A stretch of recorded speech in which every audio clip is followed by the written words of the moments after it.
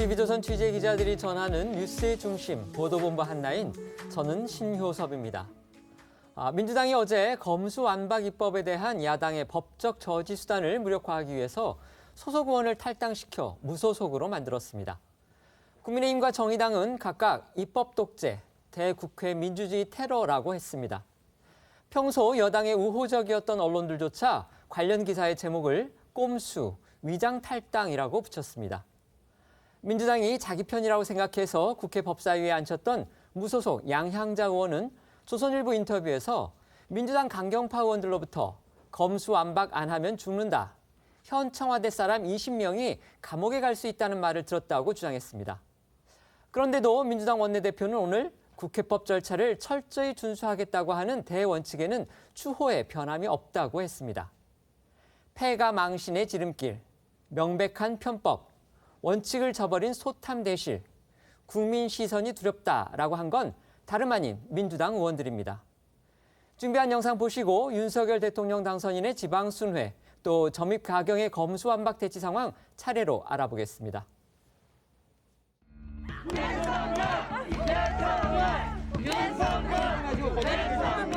잘생겼다.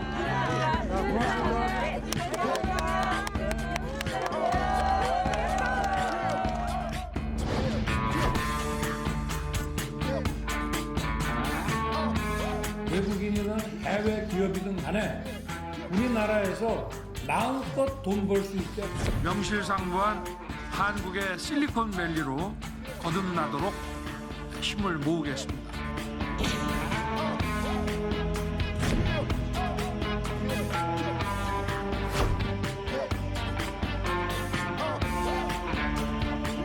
현장에서의 애로사항을 정부가 하여튼 놓치지 않고 여러분들 하여튼 사업하시는데 최선을 다해서 지원하도록 하겠습니다. 고맙습니다.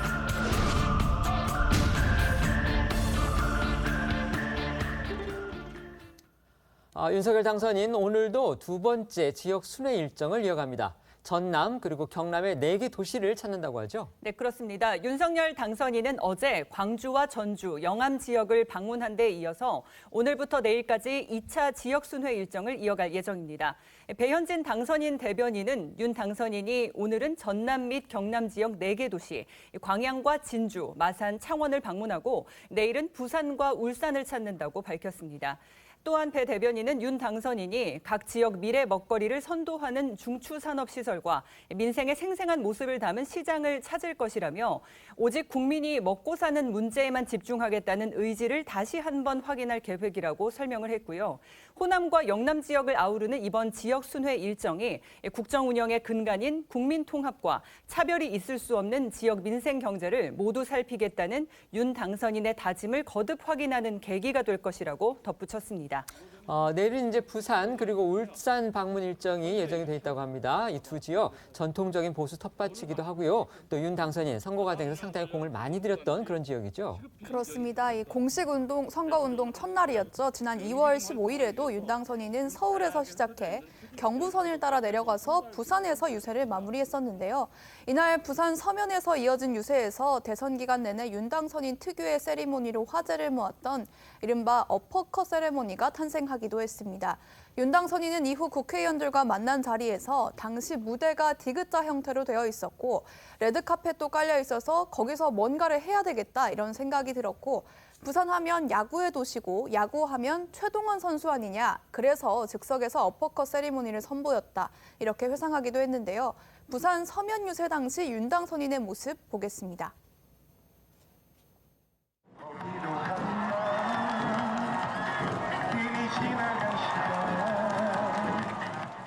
부산을 세계 최고의 해양 도시로 탈바꿈시키겠습니다. 여러분께서 가장 기다리시는 거 있죠? 2030 월드 엑스포 유치를 구글을 걸고 해내겠습니다, 여러분. 윤석열 당선인 지난 유세 과정에서요, 2030 월드 엑스포 유치를 강조를 했었습니다. 이번 방문에서도 이제 관련한 일정이 예정되어 있다고 하던데요. 맞습니다. 윤 당선인은 선거 기간 동안 부산을 방문할 때마다 2030 부산 월드엑스포 유치를 상당히 강조해 왔었고요. 대한상공회의소가 오늘부터 내일까지 이 부산 엑스포 유치를 기원하는 상공인 결의대회를 개최하고 전국 상임회장회의도 열 계획이라서 내일 부산을 방문하는 윤 당선인도 이 행사에 참석할 거란 보도가 나오고 있습니다.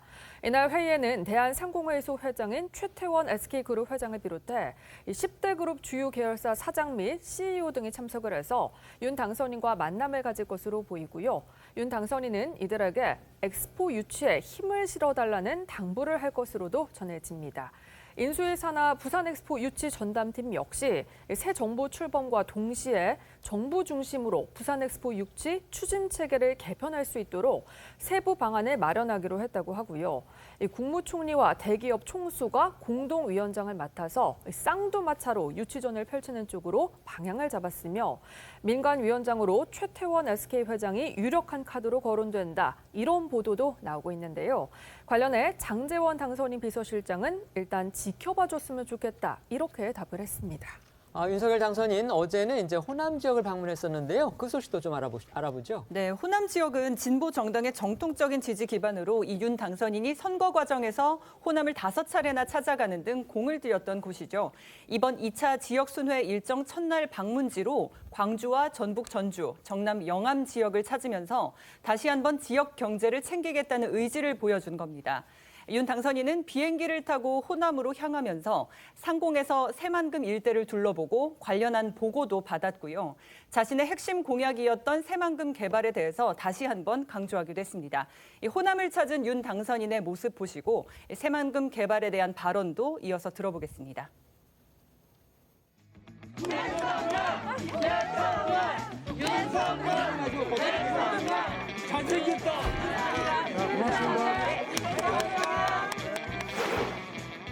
제가 여기 오기 전에 공군기로 이 새만금 일대를 다시 한번 세계 어디 내놔도 정말 견줄 수 없을 만큼 이 좋은 입지고 여기에 우리가 국내외 기업을 유치해서 개발을 못 시킨다면 그건 정말 우리 잘못입니다. 이 새만금과 이 전라북도를 기업들이 아주 바글바글거리는 그리고 누구나 와서 마음껏 돈 벌 수 있는 그런 지역으로 한번 만들어 보십시다. 저도 최대한 노력하겠습니다. 새만금 개발은 과거 여러 정권에서 이제 다짐했고 또 내놨던 공약이었는데 사실 별로 그렇게 특별히 이루어진 거는 별로 없습니다. 따라서 윤석열 당선인은 과연 어떻게 이거를 지켜낼지 한번 이뤄낼지 저희가 지켜봐야 될 것 같고요. 어제 윤석열 당선인 국민연금공단도 방문을 했었는데 그런데 정작 자신이 이제 공약으로 했던 국민연금 개혁에 대해서는 별로 특별히 언급을 하지 않았다고 해요. 그렇습니다. 윤 당선인은 어제 전북 전주에 위치한 국민연금공단을 방문해서 40여 분간 머물렀는데요. 임기 중에 첫 번째 정책 방향은 풀 수 있는 교재는 다 푸는 것이라면서 교재 완화를 통해서 기업 투자 확대를 유도한다는 경제 정책 기조를 강조했습니다. 하지만 선거 과정에서 강조해왔던 연금 계약 공약에 대해서는 언급하지 않았고 또 다른 공약인 전북의 금융중심지 연내 지정 요청에도 명확한 답변은 내놓지 않았는데요. 국민연금공단을 방문한 어제 윤 당선인의 목소리 들어보겠습니다. 저는 오직 한 가지 목표밖에 없습니다. 우리 국민들 잘 먹고 잘 살게 하는 것. 제가 임기 중에는 풀 수 있는 규제는 다 푼다. 그리고 누구든지 우리 국민이든 우리 기업이든 외국인이든 해외 기업이든 간에 우리나라에서 마음껏 돈 벌 수 있게 해준다. 그리고 저희는 세금만 받으면 되는 겁니다. 윤석열 당선인 당초에는요, 호남에서 1박을 하는 그런 일정을 예정을 했었는데 어젯밤에 일정을 바꿔가지고 서울로 다시 올라와서 부친상을 당한 안철수 인수위원장을 소문했다고 해요. 네, 윤 당선인은 이 넉 달 전 후보자 신분으로 방문했던 광주 AI 데이터 센터 건립 예정지를 다시 찾아서 지원을 약속한 데 이어 전남 영암의 대불 국가산업단지 방문을 끝으로 서울로 다시 올라왔고요. 부친상을 당한 안철수 위원장을 조문했는데 윤 당선인은 조이록에 의료인으로서 헌신에 경의를 표합니다. 고인의 명복을 빕니다라고 적었습니다. 어제 빈소에는 장제원 당선인 비서실장과 권영세 인수위 부위원장 등 윤 당선인 측 관계자들도 함께 배석을 했고요. 윤 당선인은 빈소에서 약 30분간 머물면서 고인과 유가족들을 위로했는데요. 안철수 위원장과 장제원 비서실장의 목소리 들어보겠습니다. 위로의 말씀 해주셨습니다. 저희 아버님이 1930년생이신데 건강하셨는데 코로나 후유증으로 돌아가셨습니다. 안철수 의원 가족들하고 또 우리 인수위 또 그 간부들하고 같이 30분 동안 코로나 얘기도 하고 앞으로 코로나를 어떻게 대처할 것인가에 대해서도 말씀 나누고 이렇게 했습니다. 네, 안철수 위원장의 부친상 빈소에는 각계 인사들의 조문이 이어졌는데요. 재계에서는 이재용 삼성전자 부회장과 최태원 SK그룹 회장 등이 빈소를 찾았고, 김부겸 국무총리와 한덕수 국무총리 후보자 등 정치권 인사들의 조문도 이어졌습니다. 이철희 청와대 정무수석도 빈소를 찾아 문 대통령 대신 이 조의를 전달했고요. 빈소에 마련된 고인의 영정 양 옆에 문재인 대통령과 윤 당선인의 조화가 나란히 놓인 것도 눈에 띄었습니다. 윤석열 당선인 외교 행보도 관심을 받고 있는데요. 어제 저희도 간단히 전해드렸지만 19일이죠. 방한 중인 성김 미국 국무부 대북 특별대표하고 깜짝 만찬을 가져서 화제가 됐죠. 네, 윤 당선인 측은 성김 대표와 친구 관계인 정진석 국회 부의장이 주선한 사적인 자리로 외교적인 의미는 없었다, 이렇게 확대 해석에는 선을 그었는데요. 한국을 찾아 박진 외교부 장관 후보자 등 우리 측 외교안보 인사들을 연이어 만나고 있는 성김 대표가 윤 당선인과 만찬을 함께하고 또 이 자리에 외교부 1차관을 지낸 조태용 의원도 함께한 만큼 대북 정책 등에 대한 한미 공조 강화 등 외교적 정책 현안이 언급된 걸로 전해졌고요. 정 부의장 역시 한 언론과의 인터뷰에서 사적으로 만나긴 했지만 한미 동맹을 더 굳건하게 다져야 한다는 데 공감대를 형성하는 자리였다, 이렇게 설명하기도 했습니다. 관련해서 조 바이든 미국 대통령이 다음 달 20일쯤 한국에 와서요. 그 다음 날 한미 정상회담이 열릴 것으로 보인다. 이런 지금 보도가 나왔어요. 맞습니다. 동아일보는 바이든 대통령이 다음 달 20일 오후 한국에 도착해서 22일 오전 일본으로 떠나서 24일 열리는 쿼드 정상회의에 참석할 것으로 보인다. 이렇게 보도를 했습니다. 당초 이제 바이든 대통령의 방한 시점과 관련해서 이제 두 가지 시각이 설이 나왔었죠. 첫째는 이제 일본에서 열리는 쿼드 회의 먼저 참석하고 한국에 올 거다. 아니다. 한국을 먼저 방문한 뒤에 일본으로 갈 거다. 근데 이제 일부 언론들, 그러니까 일부 일본 언론들이 바로 일본 먼저 방문한다, 이런 식으로 얘기를 하니까 그 부분 관련해서 이제 방한의 어떤 선후 시점을 가지고서 또 여러 가지 얘기들이 나왔었는데, 지금 이 보도가 사실이라면 결국 바이든이 우리나라를 먼저 오는 걸로 그렇게 지금 확정이 될 수 있다는 거군요. 네, 동아일보는 바이든 대통령이 20일 한국에 온 뒤에 다음 날인 21일 한미 정상회담이 열릴 가능성이 유력하다고 보도했는데요. 이렇게 된다면 윤 당선인이 취임한 뒤 11일 만에 한미 정상이 마주하는 것으로 역대 가장 빠른 한미 정상회담이 될 전망입니다. 이와 관련해서 지금 백악관에서도 입장이 나왔다고 하죠? 네, 젠사키 백악관 대변인은 바이든 대통령이 다음 달 20일 이 한국을 방문한다는 보도에 대해서 바이든 대통령이 확인해 준 것 이상으로 순방과 관련해서 확인해 줄 어떤 것도 가지고 있지 않다고 말을 아끼면서도요. 곧 더 많은 말씀을 드릴 것으로 확신한다 이렇게 말을 해서 조만간 구체적인 발표가 있을 것으로 보입니다. 장제원 당선인 비서실장 역시 관련 질문에 대해 협의 중인데 아직 발표할 단계는 아니다. 결정된 바는 없다. 이렇게 말을 아꼈고, 다만 인수위 김성한 외교안보 분과 간사는 미국에서 실무 수준의 답사단이 한국을 방문할 것이라고 밝혔고요. 한미 관계 소식통에 따르면 미국 답사단은 이번 주 주말 방한할 가능성이 유력하다고 합니다. 결국 이제 돌아가는 외교가의 움직임이 한미 정상회담이 5월 안에 이루어지는 거, 그거는 좀 분명해 보입니다. 다만 시기는 좀 유동적이기 때문에 저희가 양국의 발표를 지켜봐야 되겠죠. 윤 당선인 후보 시절부터 한미 동맹의 중요성을 강조해왔습니다. 또 당선 후에 첫 일정이 바로 바이든 대통령하고 통화를 했던 거죠. 따라서 한미 정상회담이 이루어질 경우에 과연 한미 동맹 복원과 관련해서 어떤 합의가 나올지, 또 어떤 성과가 나올지 이 부분 지켜봐야 되겠습니다. 네, 말씀하신 대로 윤 당선인은 선거 과정에서도 한미 동맹 강화를 재차 강조해 왔었고요. 당선 인사에서도 한미 동맹 재건과 포괄적 전략 동맹 강화를 강조했습니다. 또 지난달 10일이죠. 후보이죠. 당선인이 확정된 후 불과 5시간 만인 오전 9시 40분에 바이든 대통령과 전화 통화를 진행하기도 했었는데요. 관련해서 박진 외교부 장관 후보자는 당시 조선일보 유튜브 채널에 출연해서 매우 이례적인 일이고 그만큼 미국이 윤 당선인의 당선을 고대하고 있었던 거다 이런 해석을 내놓기도 했습니다. 관련해서 윤 당선인의 당시 당선 인사 목소리와 박진 후보자의 목소리 이어서 들어보겠습니다. 당당한 외교와 튼튼한 안보를 바탕으로 자유, 평화, 번영에 기여하는 글로벌 중추국가로 거듭나겠습니다. 한미 동맹을 재건하고 자유민주주의, 시장경제, 인권의 핵심 가치를 공유하면서 포괄적 전략 동맹을 강화해 나가겠습니다. 바이든 대통령이 참 선거 그 당선이 확정되고 나서 4시간인가요? 그런 그 짧은 시간에 전화를 당선인하고 한 것은 제가 볼 때는 상당히 미국 측에도 이번 그 선거에 대한 기대가 높았다. 이걸 볼 수가 있고 또 뭐 당선인 입장에서도 우선 가장 중요한 한미 동맹 이것을 정상화시켜야 되겠다. 회복해야 되겠다. 그런 차원에서 첫 대화가 빨리 이루어진 것은 아주 고무적이라고 생각합니다.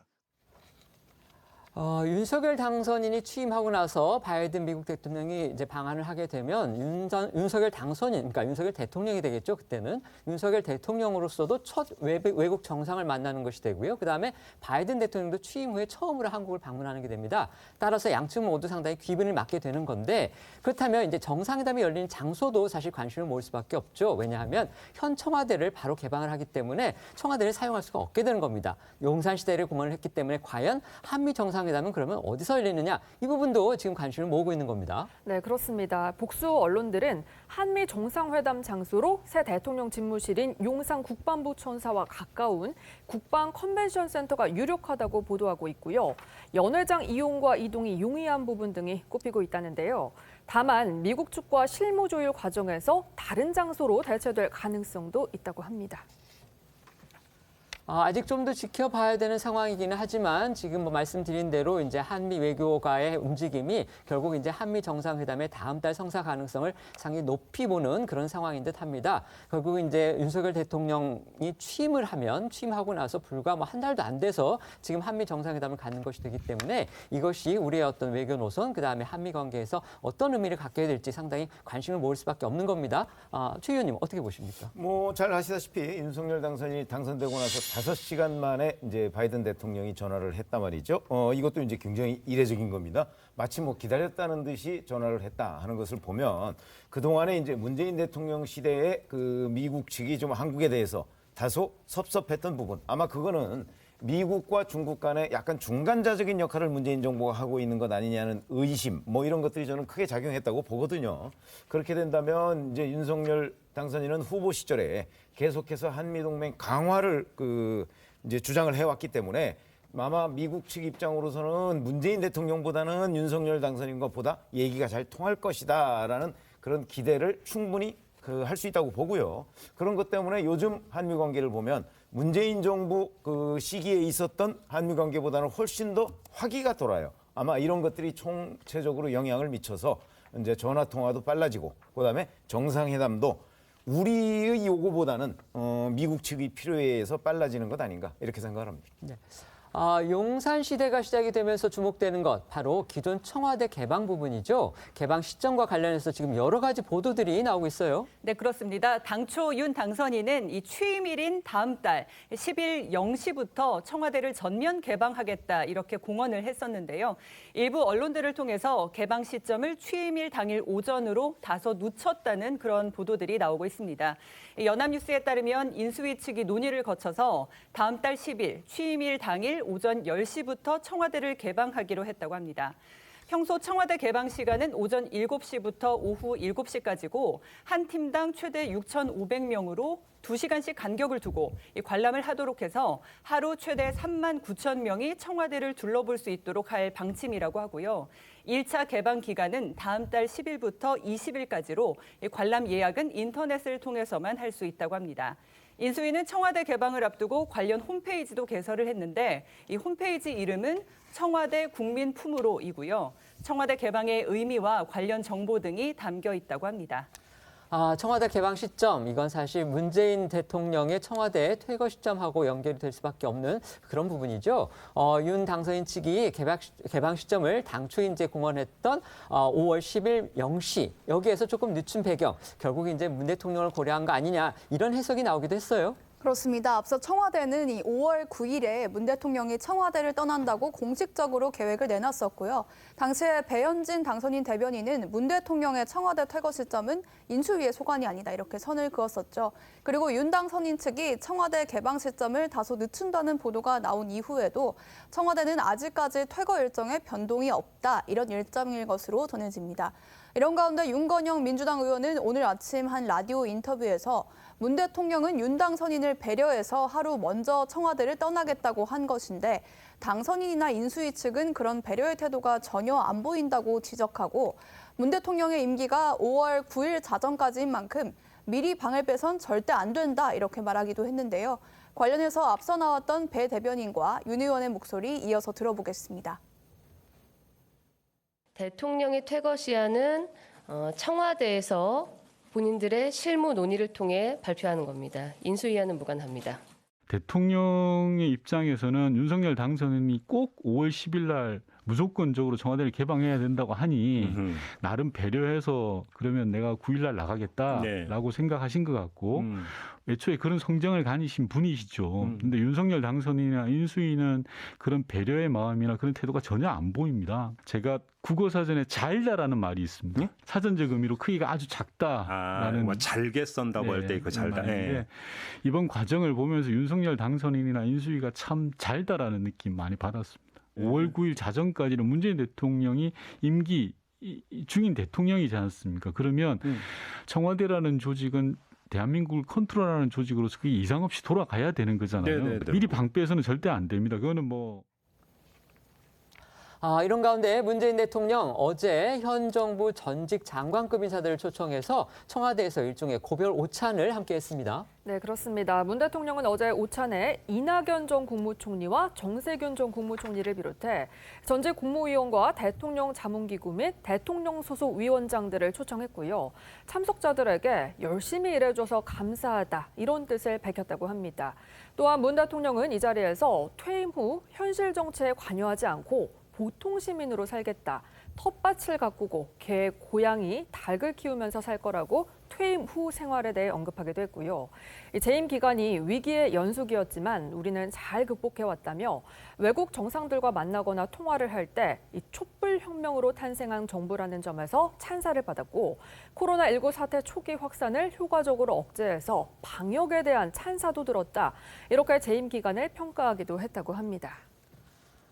들으신 것처럼 문재인 대통령이 이제 일종의 그 재임 시절 국무위원급들 인사들과 함께 고별 오찬 행사를 어제 가지면서 지난 5년 문재인 정부를 스스로 평가를 했습니다. 지금 저희가 기자가 보도해드린 그런 내용도 있고요. 그다음에 민주주의를 확립했다 이런 내용도 있었다 이런 보도도 있었습니다. 변호사님 어떻게 들으셨습니까?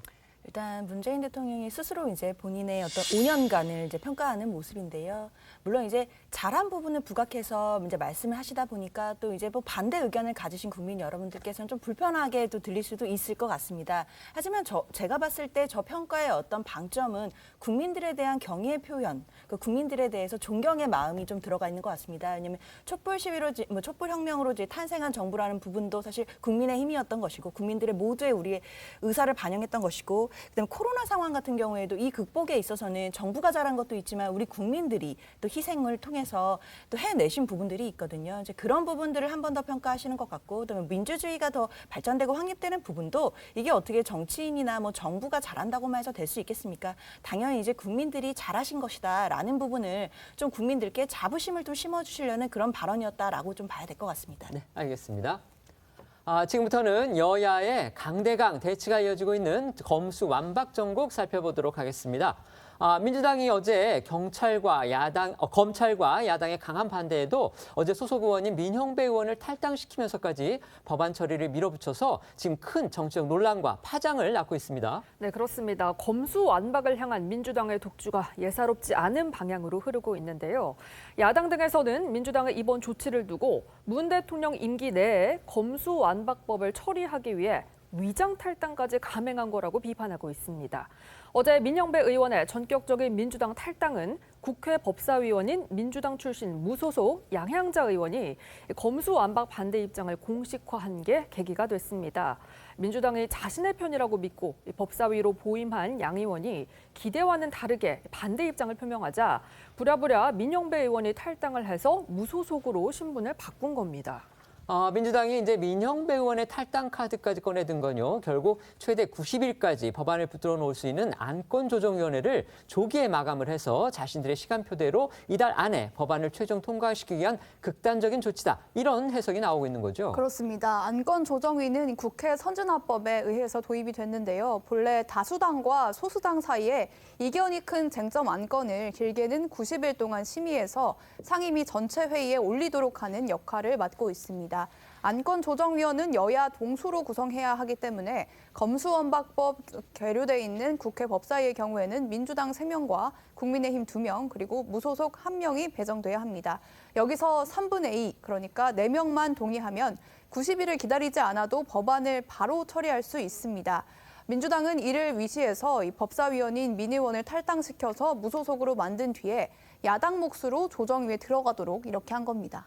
그러니까 어제 민주당을 탈당해서 무소속이 된 민형배 의원이 찬성을 하면 90일을 채우지 않더라도 당장 오늘이라도, 물론 이제 안건조정위가 언제 열리느냐에 따라서 달라지겠지만 당장 오늘이라도 검수완박 법안은 법사위 전체 회의로 넘어가게 되는 겁니다. 네, 그렇습니다. 이 안건조정위원회의 취지는요. 검찰 수사권 전면 폐지와 같이 여야 간의 의견이 첨예하게 대립되는 법안을 다수결로만 결정하지 말고 소수 의견을 최대한 수용하라는 겁니다. 따라서 보통 소수당이 요구를 해서 열리는 게 상식적이죠. 하지만 이번 검수완박 법안 이 안건조정위는 오히려 절대 다수 의석을 갖고 있는 민주당이 먼저 신청을 해서 열리게 됐습니다. 국민의힘의 저지를 하루라도 빨리 무산시키기 위한 전략으로 보이는데 여기에 더해서 민 위원을 탈당시켜 무소속으로 만들었기 때문에 더더욱 소수파 배려라는 안건조정위의 취지는 살리기가 어렵게 됐다는 지적이 우세합니다. 국민의힘은 강하게 반발하고 있는데요. 어제는 긴급 기자간담회를 열어서 민 의원의 탈당에 항의했고 오늘 오전에는 안건조정위 명단을 국민의힘 몫의 2명이 아닌 3명으로 선정해서 제출하면서 방어에 나섰습니다. 어제와 오늘 국민의힘의 목소리 들어보겠습니다.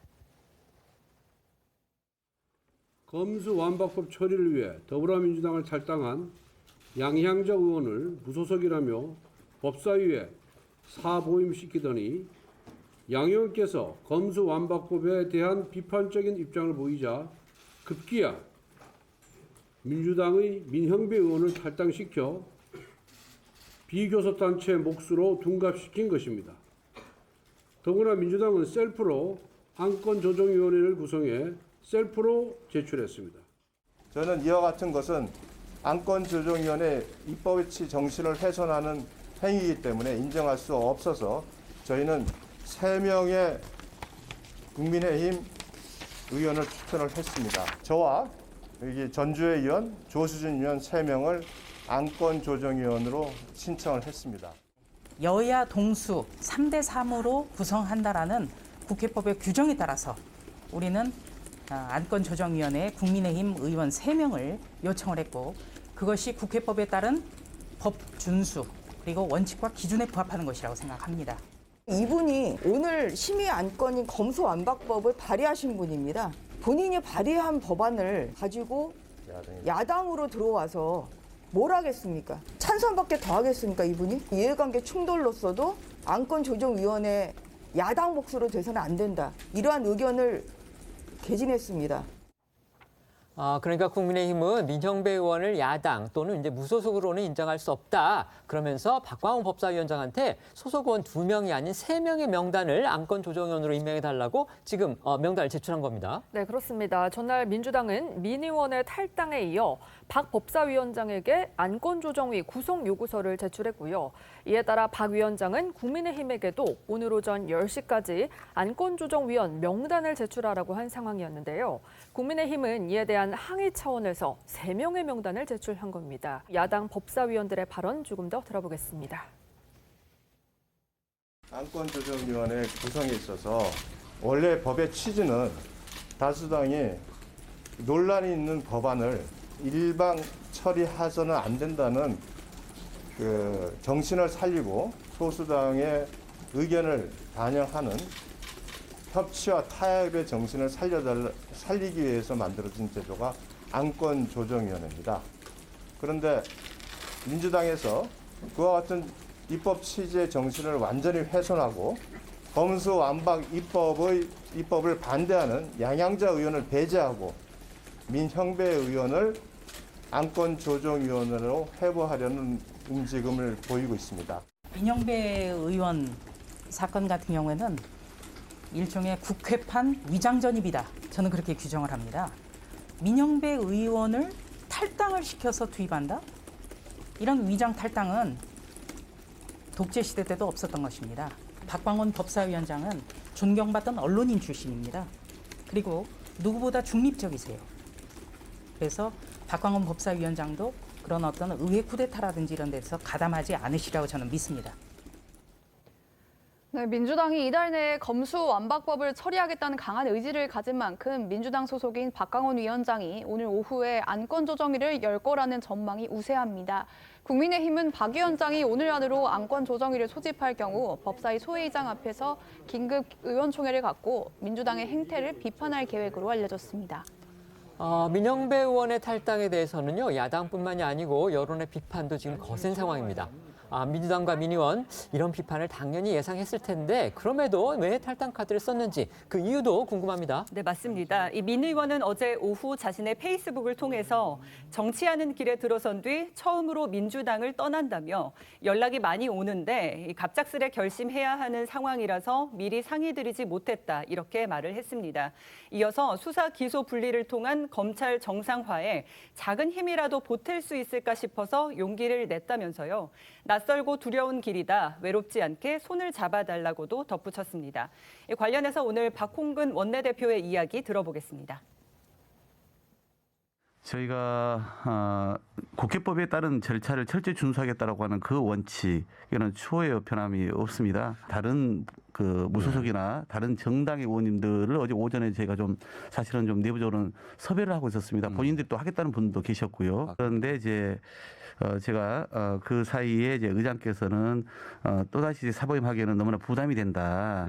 자기가 처리해 주기에는 이 말씀이 있어서 그 상황을 간파한 민형배 의원께서 그러면 부득이 나라도 해서 이 검찰 개혁의 문제, 즉 수사권과 기소권을 분리한 검찰의 정상 문제는 좀 매듭짓고 가겠다라고 본인이 의사를 강하게 좀 표출을 해주셨고요. 그것을 이제 저희로서도 고심을 하다가 좀 수용을 하게 된 것이죠. 그러니까 검수완박 법안에 대해서 이제 반대 입장을 밝힌 양양자 의원 대신에 다른 무소속 의원 또는 다른 정당 의원을 법사위에 투입하는 방법을 민주당이 고려를 했는데 박병석 국회의장이 사보임에 부정적이니까 결국 소속 의원인 민형배 의원을 탈당하게 했다. 지금 이렇게 민주당 원내대표가 주장하고 있는 겁니다. 네, 그렇습니다. 또한 들으신 것처럼 박 원내대표는 민 의원의 탈당이 안건조정위원회를 무력화하려는 의도가 아니냐라는 취지의 질문에 국회법에 따른 절차를 철저히 준수하겠다고 하는 원칙에는 추호의 변함이 없다고도 주장했습니다. 다시 말해서 민 의원의 탈당이 위장 탈당, 국회법 무시라는 비판에 대해서 본인들도 국회법을 철저히 준수하는 거라고 응수한 겁니다. 네, 하지만 이러한 민주당의 야당에선 비판이 쏟아지고 있습니다. 국민의힘에서는 짜고 치는 고수톱 야바위 짓이다. 이런 강도 높은 발언들이 이어졌고 정의당에서도 민주주의 테러란 비판이 나왔는데요. 오늘 국민의힘과 정의당의 목소리도 들어보시죠. 민형배 의원을 탈당시켰습니다. 양 의원이 검수완박법에 비판적 입장을 발표하자 또 다른 꼼수를 준비한 것입니다. 민주당은 마치 독립투사라도 되는 것처럼 개인적인 비상한 결단이라고 포장했지만 꼼수 그 이하도 그 이상도 아닙니다. 제대로 된 검찰개혁이라고 하는 방안들을 좀 만들어 나가는 과정들이 필요하지 않나. 네. 아니면은 왜 이때까지 그거를 또 안 하다가 지금 와서 일어나. 이런 여러 가지 문제들이 지금 복합되어 있는 것 같습니다. 그러다 보니까 오늘 뭐 민영배 의원의 탈당까지 정말 무리수가 나오고 있는 거 아닙니까? 무리수입니까? 엄청난 무리수죠. 무소속 양향자 의원이 민주당을 돕지 않겠다 이런 식으로 의견을 표시하니까 그러면 민주당도 뭔가 대책을 마련하겠다. 이게 어제 사실 박홍근 원내대표가 미리 밝혔던 얘기입니다. 따라서 그 대책이 과연 뭐겠냐. 언론들에서 이제 예상했던 시나리오 중에 하나가 바로 혹시라도 법사위원으로 있는 민주당 의원을 탈당시켜서 무소속으로 만들어서 대체하지 않겠냐. 이런 예상됐던 시나리오가 하나 있긴 있었는데 그래도 설마 그렇게까지 하겠느냐. 이런 사실 시각도 있었습니다. 그런데 그 설마가 결국 현실이 된 겁니다. 민주당 왜 이런 결정을 했는지 또 이런 결정 정말 어떻게 평가를 해야 되겠는지 패널께 여쭙겠습니다. 변호사님 먼저 말씀해 주시죠. 일단 이런 결정을 하게 된다면 당연히 국민의힘 측에서 굉장히 많은 비판이 있을 것이라는 것을 민주당이 예측을 못했을 건 아닌 것 같습니다. 다만 이런 상황을 예상하면서도 이런 방법을 쓸 수밖에 없었던 것은 결국 이제 검찰개혁이라는 명분이 너무나 확고해서인 것 같습니다. 그러니까 민주당 입장에서는 그 검찰의 수사권과 기소권을 분리해서 검찰을 정상화하는 이 법안을 지금이 아니면 통과시키기 어렵다라는 이제 확고한 명분이 있는 것이고 그리고 그 검찰개혁의 논의는 그동안 20년간 계속돼 왔기 때문에 지금이야말로 그 검찰개혁을 완성할 수 있는 단계까지 왔다라고 보는 것 같습니다. 그렇다고 한다면 이러한 또 어떤 확고한 명분이 있기 때문에 그 명분 하에서 국회법상 쓸 수 있는 절차들을 사용하는 것에 대해 국민들께 이해를 구하고 국민들께서 이제 평가를 해주실 거다 믿고 밀고 나가는 것으로 그렇게 평가가 됩니다. 네, 최 의원님 어떻게 보십니까? 잘 아시다시피 양향자 의원이 오늘 아침에 조선일보하고 인터뷰를 했죠. 거기에 보면 박홍근 원내대표한테 들었다는 얘기를 전한 내용이 있습니다. 네, 저희가 그 부분은 이제 조금 이따 또 알아보겠습니다만은 그렇죠. 말씀해 주시죠. 그때 보면 이제 강성 지지층의 요구를 외면할 수가 없었다 이런 부분이 있거든요. 그러니까 지금 민주당은 강성 지지층들이 자 이대로 가면 문재인 정부 사람과 아니면 뭐 이재명 상임 고문이나 이런 사람들을 지키기가 어렵다. 그렇기 때문에 검찰에서 수사권을 완전히 빼앗아야 된다. 그런 요구를 들어줘야만 이번 지방선거에서 이 강성 지지층이 달아나지 않는다. 이런 판단을 하고 있는 것으로 보이고요.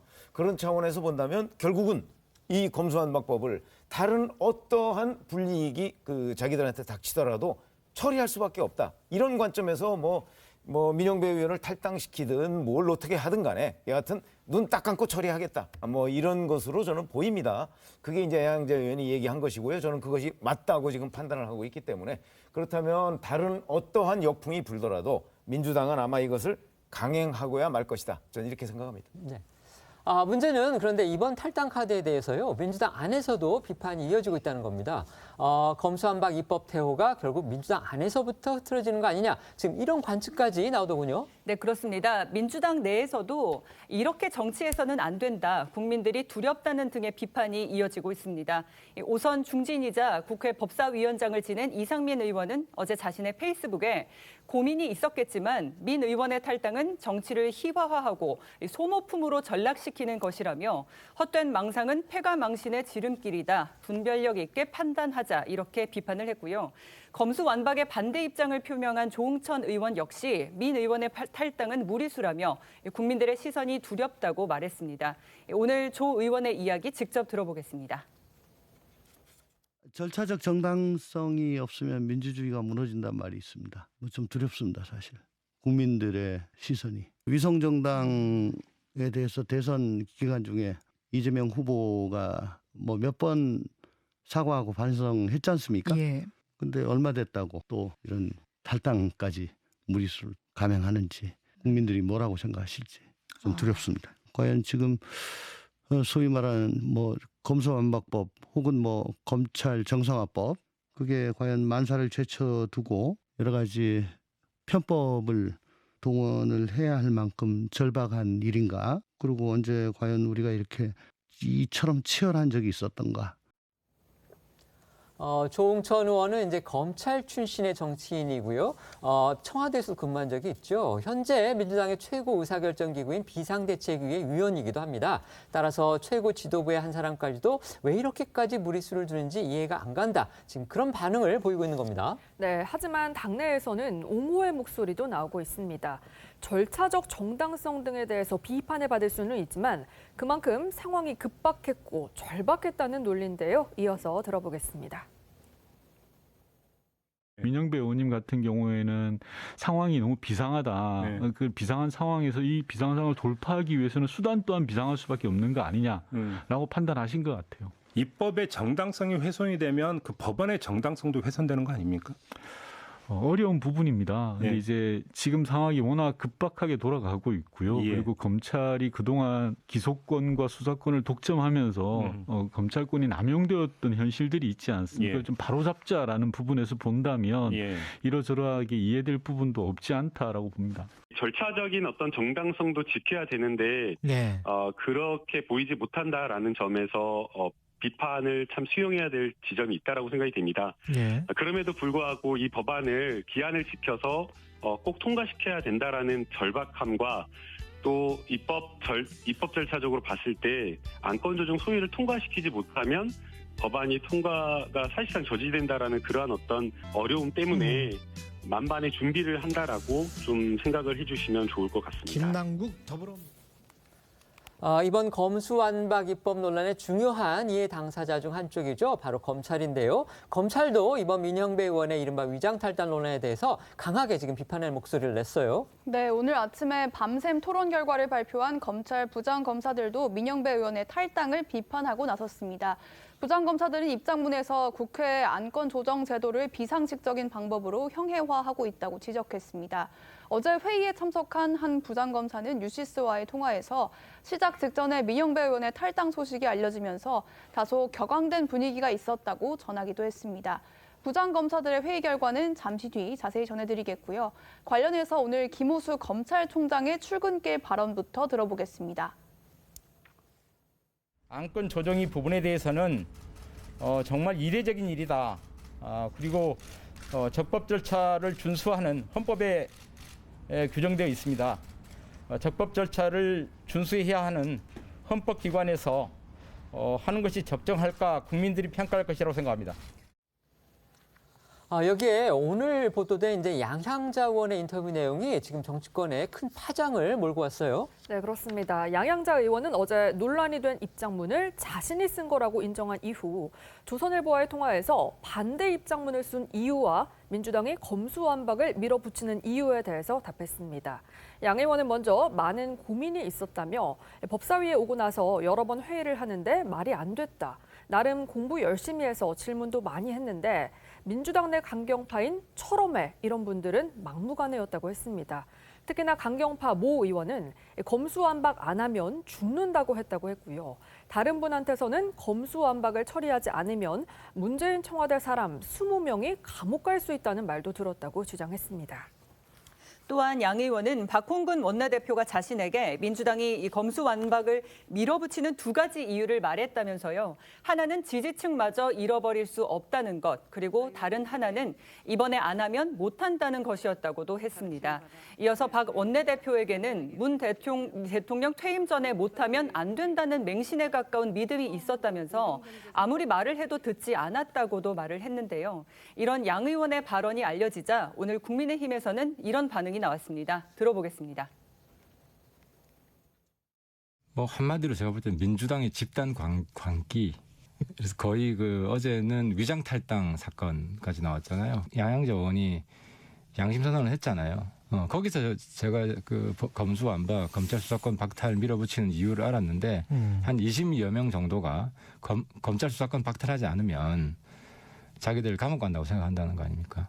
그래서 지금 있는 수원, 서울 남부지청 전부 다 친문 검사들이 장악하고 있어가지고 자기들 사건은 봐주고 있었고 그래서 이제 국민들은 검수완박이 되면 범죄 천국이 되고 부패 천국이 된다.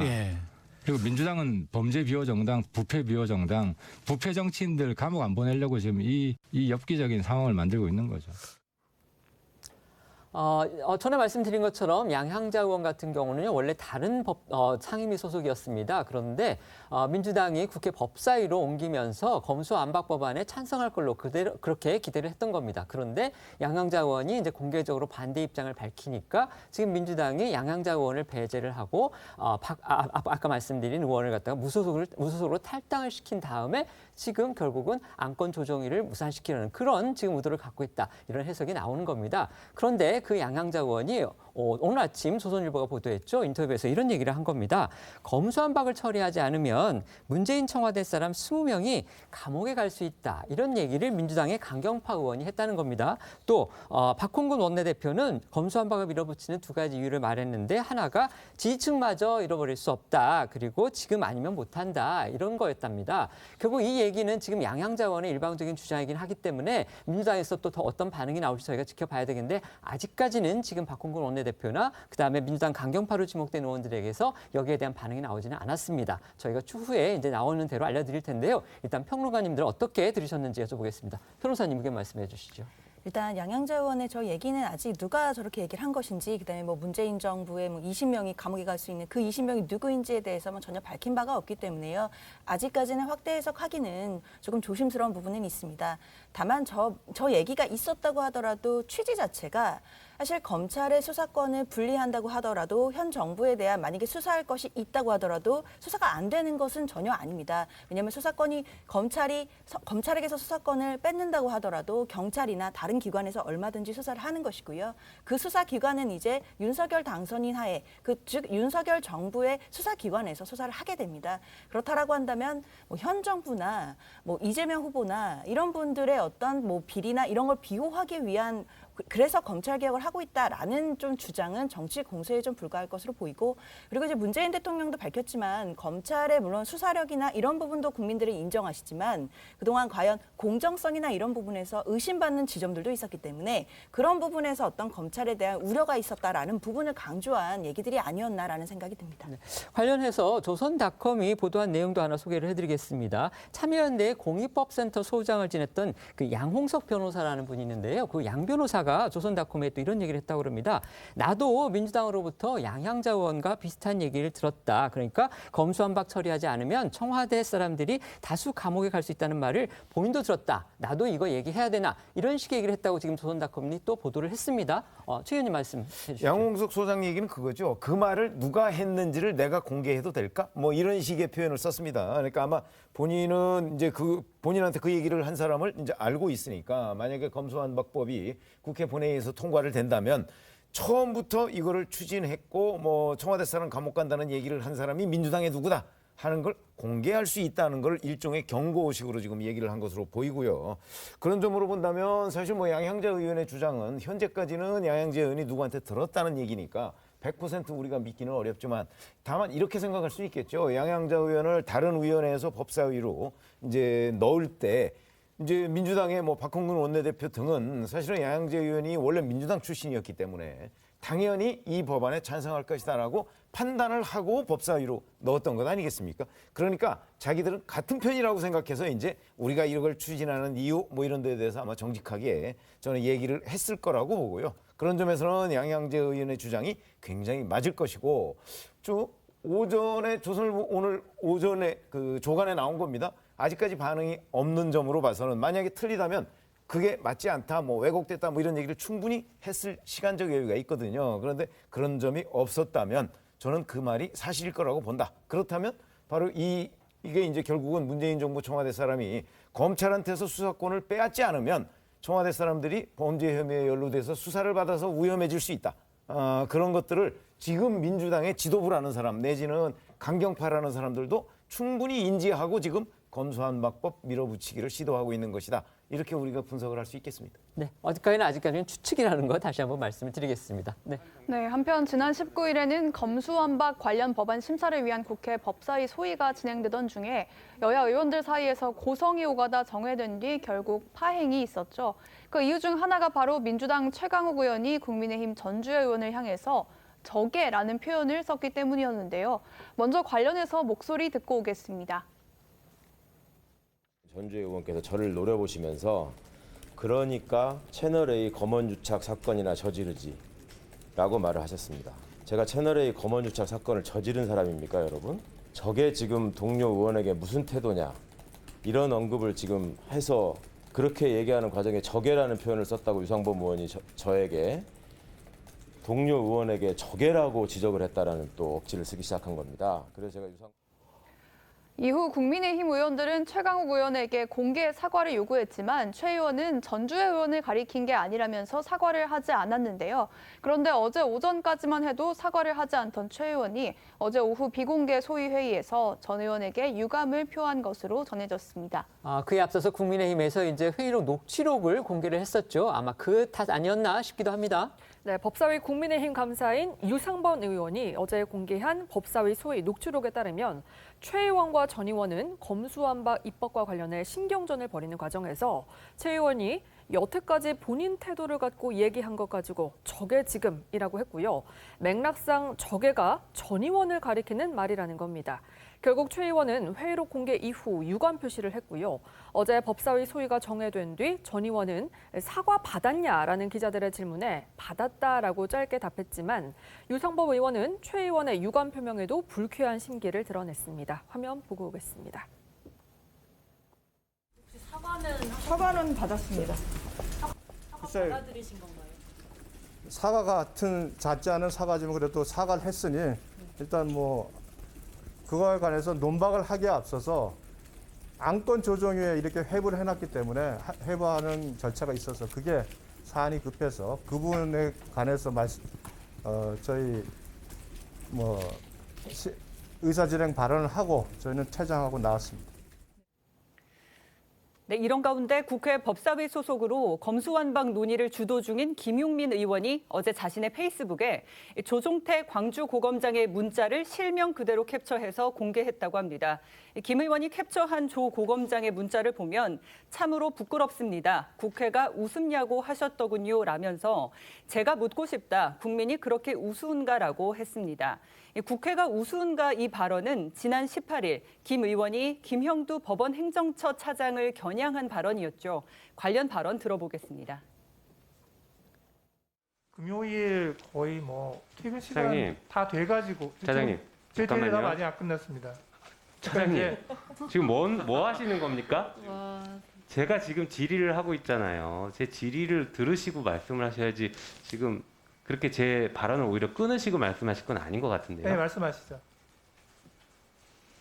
국회에서 논의하는 게 차장님 보시길 때는 되게 무모하고 우스워 보이는 건 아니시죠? 아닙니다. 김 의원은 해당 문자를 공개하면서 이게 입법을 하는 국회의원에게 검사가 보낼 문자인가 라면서 이처럼 적의를 드러내는 걸 보니 곧 저에 대한 보복 수사를 준비하겠군요. 이렇게 비꼬면서 말하기도 했습니다. 이와 관련해서 오늘 김호수 검찰총장이 한마디를 했죠. 네, 김호수 검찰총장은 오늘 오전 출근길에 기자들과 만나 또다시 우려를 나타냈다고 하는데요. 김 총장의 모습 보고 오겠습니다. 저로서는 아침에 통화를 해서 적절한 행동은 아니다라는 말씀 드렸고요. 저로서는 그런 것보다는 큰 틀에서 헌법기관인 의원님들께서 현명한 결정, 신중한 판단 해주시기를 간절히 기대하고 있습니다. 이런 가운데 검수완박 법안에 이제 공동 발의자로 이름을 올린 민주당 의원 172명 전원이 고발이 됐다고 하던데 어떻게 된 일인가요? 네, 일부 보도에 따르면 한 시민단체에서 김남국, 최강욱, 황운하 의원 등 민주당 의원 172명을 내란 음모, 직권 남용, 공무집행 방해 등의 혐의로 고발했다고 하는데요. 이 시민단체는 고발장에 법안 발의를 주도한 김남국, 최강욱, 황운하, 김용민, 이수진 등 민주당 의원 17명을 주범, 또 박홍근 원내대표 등 나머지 민주당 의원 155명을 공범으로 고발했다고 합니다. 검수완박 법안과 관련해서 이제 국회의원들이 고발까지 당한 건데요. 하지만 이건 어디까지나 시민단체의 일방적인 주장이고 그들의 어떤 고발장 내용이라는 거 저희가 다시 한번 말씀을 드리겠습니다. 네, 이 단체는요, 검찰의 6대 범죄 수사권마저 없애면 권력형 비리에 대한 예방과 통제 기능을 떠나 국민의 사법 절차, 접근권 침해, 또 인권 침해 등이 심각한 지경에 도달해서 헌법 위반 소지가 있다고 했고요. 이어 힘없는 서민은 어느 순간 피해자에서 가해자로 뒤바뀌고 피눈물을 흘릴 것이 자명하다고 했습니다. 네. 검찰 움직임도 살펴보겠습니다. 전국 평검사들에 이어서 부장검사들도 검수완박 법안에 대응하는 회의를 가졌는데 그 회의 결과가 오늘 발표가 됐죠? 네, 그렇습니다. 사상 처음으로 전국 단위 대표회의를 개최한 부장검사들이 민주당의 검수완박 입법 추진 과정을 강하게 비판했습니다. 장장 9시간여 마라톤 회의 끝에 검수완박 법안의 문제점에 대해 조목조목 꼬집기도 했는데요. 이근수 대검 공판 송무부장의 목소리 직접 들어보겠습니다. 이 법안 시행으로 공소제기 전후 검사의 수사가 전면 금지되면 형집행의 근거가 되는 유죄 판결을 위한 입증 활동은 매우 축소되고 결과적으로 죄 지은 자를 제대로 처벌하지 못하는 어이없는 사태로 이어질 수밖에 없습니다. 이 법안으로 인한 폐해의 본질은 검찰 수사권 박탈로 인해 우리 국민이 형사사법 절차에서 누려야 할 마땅한 권리, 즉 범죄로부터 보호받고 억울한 일 당하지 않도록 법률 전문가이자 준사법기관인 검사에게 한 번 더 호소할 수 있는 권리를 빼앗긴다는 점입니다. 네, 또 부장검사 회의에서는 검찰총장의 사퇴를 포함한 검찰 고위 간부의 책임 있는 자세를 주문하기도 했습니다. 부장검사들은 입장문을 통해서 검찰총장님과 고위 간부들에게 건의드린다며 형사사법 붕괴를 막기 위해 다시 한번 책임 있는 자세를 보여주시길 바란다고 밝혔고요. 이뿐만 아니라 대통령과 국회에도 신중한 판단을 요청하기도 했습니다. 이처럼 고검장, 평검사 그리고 부장검사들이 검수완박 입법 추진에 대한 대응을 모색하고 있는 가운데 검찰 수사관들 역시 한데 모여서 검수완박에 대한 의견을 모을 것으로 알려졌습니다. 법조계에 따르면 서울고검 관내 검찰청 소속 수사관들이 오늘 오후에 모여 회의를 진행할 예정이라고 하는데요. 이번 회의에는 서울중앙지검을 비롯해 동부지검, 남부지검, 북부지검, 서부지검, 그리고 의정부지검 등 8개 검찰청 5급 이하의 수사관들이 모일 것으로 전해졌습니다.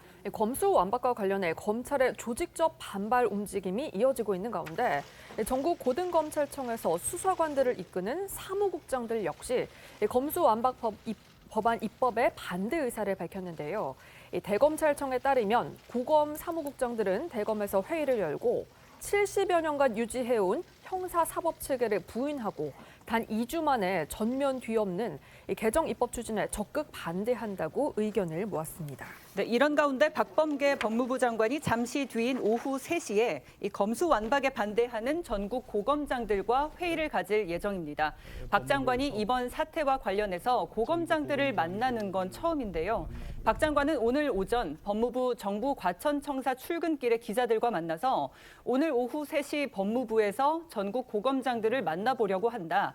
대통령께서도 김호수 총장을 만나 확인하셨듯 이 수사의 공정성 확보에 대한 이야기를 하려고 한다고 말했다고 합니다. 지금 검수완박 입법 시도에 대해서 사실 검사들, 그러니까 검찰이 대응할 수 있는 카드는 사실 마땅치가 않습니다. 결국 입법 권한은 국회가 갖고 있기 때문이죠. 또 민주당의 절대 다수 의석을 갖고 있기 때문입니다. 따라서 지금 이제 검찰이 평검사, 그다음에 부장검사, 고등검사장 모두 회의를 가졌기 때문에 그 다음 카드가 과연 뭐가 될 수 있느냐 이 부분에 지금 관심이 집중되고 있고요. 이런 가운데서 지금 말씀드렸듯이 박범계 법무부 장관이 지금 고검장들하고 또 회의를 한다고 해서 그렇다면 과연 박 장관이 어떤 중재안을 내놓을지 여기에도 지금 관심이 모아지고 있습니다. 어떻게 예상하십니까? 잘 아시다시피 과거에 폐지했던 수사지휘권을 부활하는 방안 이걸 김호수 검찰총장이 얘기를 했는데 대검에서 부인하고 또 이렇게 혼선이 있고 그러다 보니까 좀 약간 중구난방적인 상황이 됐습니다. 제가 보건대는 그전에도 박범계 법무부 장관이 본인은 장관이기 이전에 민주당 의원이다 이렇게 얘기를 한 적이 있거든요. 그런 점을 본다면 박범계 장관 본인이 아마 검수완박 법안에 대해서 굉장히 찬성을 하고 있을 것이다. 저는 이렇게 짐작이 되고요.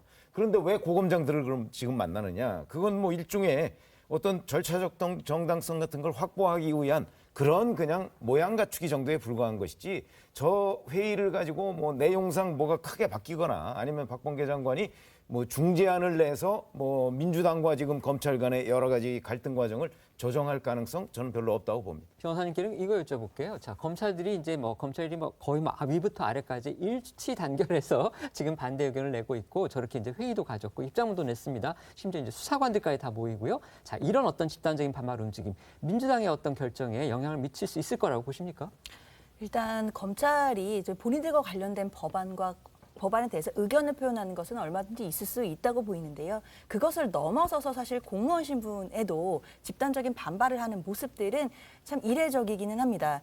왜냐하면 일단 검찰도 공무원이라고 한다면 사실 공무원들은 자신들의 조직이 어떤 뭐 폐지가 된다든지 아니면 권한이 축소된다고 해서 집단적인 움직임을 보이는 사례들이 많지는 않거든요. 사실 뭐 여가부 같은 경우에만 봐도 여가부가 폐지되는 수순을 밟는다고 했을 때 그 공무원들이 뭐 거리로 나와서 시위를 하거나 하는 일은 절대 있을 수가 없는 것이기 때문이죠. 그렇다라고 본다면 검찰 내부에서도 본인들이 저런 집단 반발도 좋지만 그 본인들 조직 내부의 어떤 반성이 먼저 있어야 될 듯 싶은데 그 부분에 있어서는 김호수 총장이 검찰의 어떤 중립성이나 이런 부분을 좀 확보할 수 있는 특별법 제정은 어떠냐라는 식의 얘기들이 나오는 것은 좀 전향적이고 또 괜찮은 방향인 것 같기는 합니다. 하지만 그 검찰 내부에서 좀 본질적으로 어떤 개혁의 어떤 움직임이나 반성의 자세가 없다면 민주당 입장으로서는 지금 검찰을 정상화하겠다라는 시도이기 때문에 이 입법이 지금 검찰 내부의 반발만 가지고 중단될 일은 별로 없어 보이긴 합니다. 네. 지금부터는 지방선거 상황 살펴보겠습니다. 어제 민주당 비상대책위원회가 송영길 전 대표, 그다음에 박주민 의원의 서울시장 후보 공천 배제 문제를 놓고서 심야 토론을 벌였다고 하는데요. 그런데 또 결론을 내지 못했다고 하죠.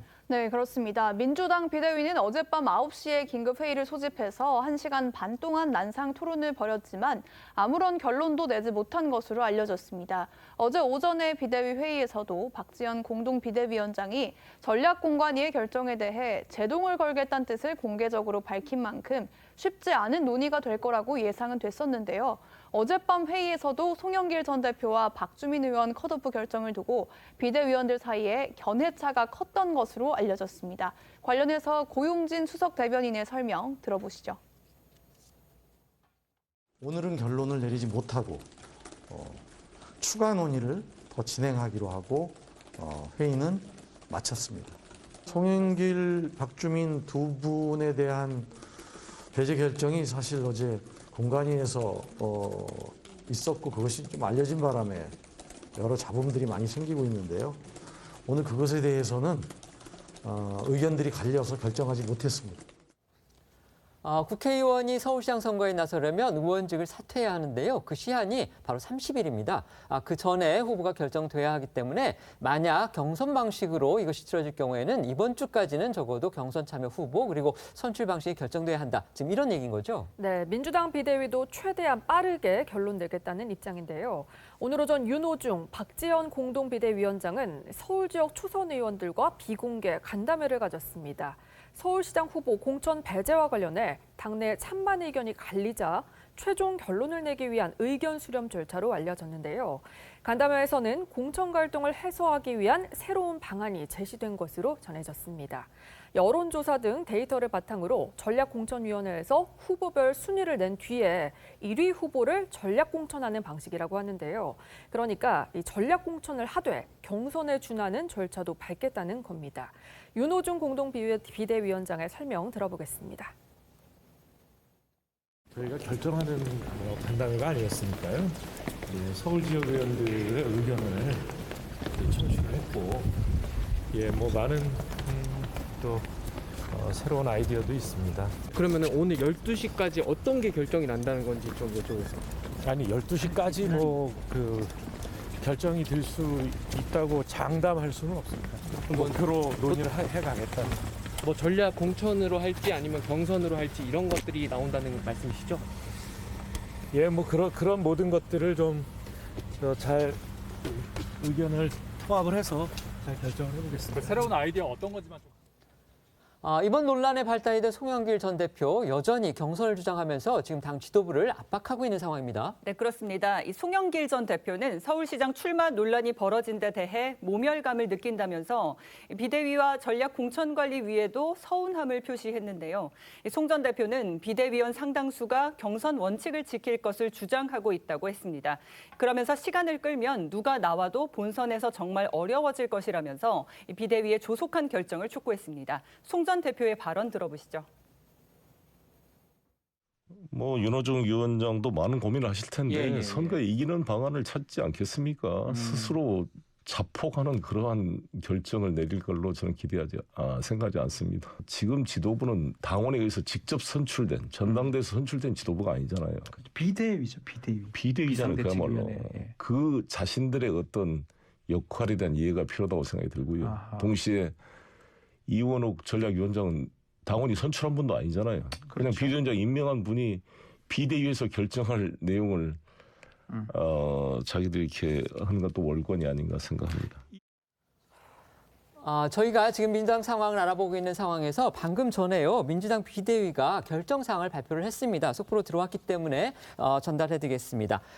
민주당 비대위는 송영길 전 대표, 그다음에 박주민 의원을 서울시장 후보 경선에서 배제하지 않고 내일까지 추가 후보를 영입해서 100% 국민 경선을 하기로 그렇게 결정을 했다고 합니다. 다시 한번 말씀드리겠습니다. 그러니까 전략공천관리위원회는 원래 송영길 전 대표하고 박주민 의원을 컷오프해서 경선 참여 기회도 주지 않겠다고 했는데 비상대책위원회는 이거를 번복을 해서 송영길, 박주민 두 사람도 경선에 참여시키고 거기에 더해서 내일까지 추가 후보를 영입한 다음 그분들까지 다 합쳐서 100% 국민 경선을 한다. 이렇게 지금 발표를 한 겁니다.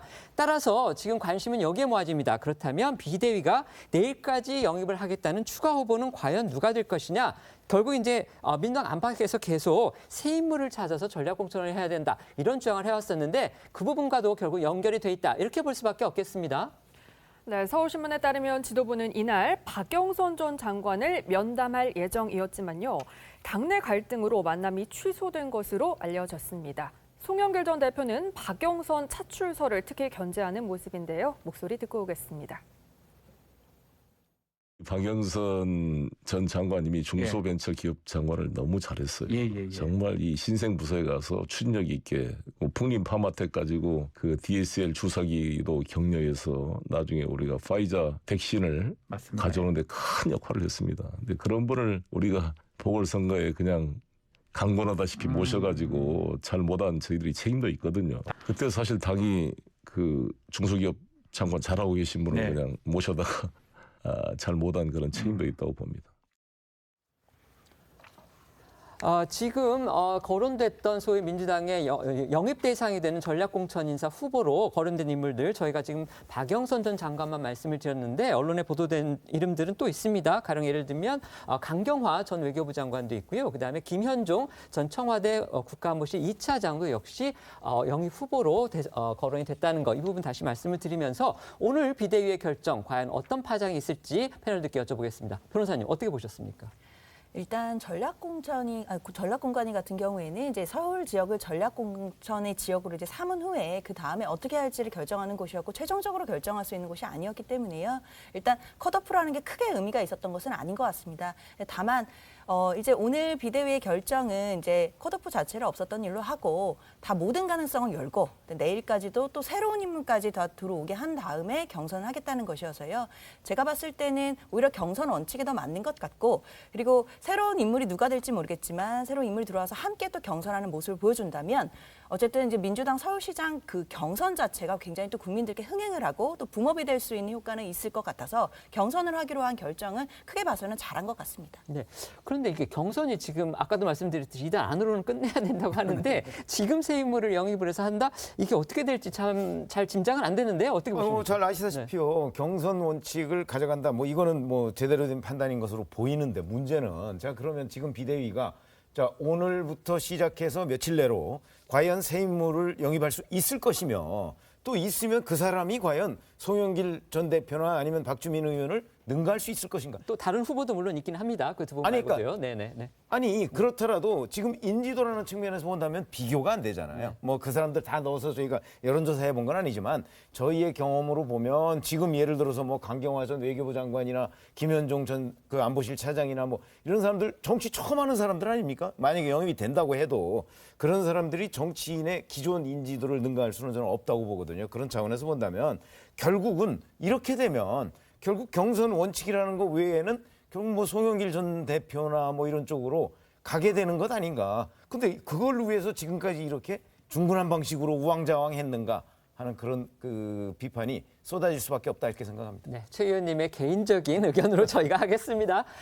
다른 지역 선거 상황도 한번 짚어보겠습니다. 오늘 민주당 이광재 의원이 강원지사 출마를 공식화했습니다. 네, 그동안 당으로부터 출마 요청을 받아왔던 이광재 의원이 오늘 기자회견을 열고 강원도민에게 큰 은혜를 입었다. 그 은혜를 갚고 싶다며 지사 선거 출마를 선언했습니다. 이광재 의원은 재선이던 2010년에 강원도지사 선거에 출마를 해서 그 당시에 이제 만 45세로 역대 최연소 지사가 됐던 그런 전력이 있긴 합니다.